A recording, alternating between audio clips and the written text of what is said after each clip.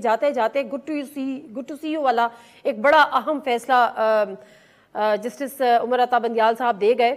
और खैर chief justice आज तक की तारीख में तो वो चीफ जस्टिस पाकिस्तान हैं। आमिर इलियास राना साहब, ये फैसला कितने कितने किस किस की रातों की नींद उड़ाएगा? देखिए नहीं, मैं जर्नलिस्ट हूँ बुनियादी तौर पे, और मुझे यही कुछ देखना है कि जो फैसला आ रहा है उसके रिपरकशंस क्या हैं, गुड टू सी यू किसके लिए है। मुझे तो मतलब मैं आज इस वक्त तक ये तज्जिया कर सकता हूं कि चाय की प्याली में तूफान से ज्यादा कुछ नहीं है। जैसे सदर मुमलिकत ने खत लिख के अपनी वाहवाह कराई, जाती हुई सुप्रीम कोर्ट के चीफ जस्टिस साहब ने वाहवाह कराई है। मुझे बताएं कि जिनके नाम, बड़े बड़े लोगों के नाम आ रहे हैं कि जिन पे केसेस हैं, वो सारे के सारे जमानत पे ऑलरेडी नहीं है, पुराने कानून के तहत, नैब के पुराने कानून के तहत। सिर्फ क्या हुआ कि जो केसेस चल रहे थे और वो कुछ अदालतों से, नैब की, एहतसाब की अदालतों से निकाल के वापस भिजवाए गए थे कि उनको 7 दिन में आप भेज दें। ठीक बात है। और क्या केसेस थे?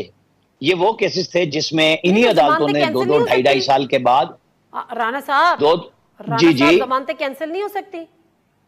एक मिनट, अभी आपको बताता हूं ना, थोड़ा सा हौसला तो कर लें, बात कर रहा हूं। तो जब जी सर, मतलब इतना ना आप एकदम जाए, मैं आपको बात बता रहा हूं कि जब ये फैसला कर दिया उन्होंने तो ये जमानतें की गई।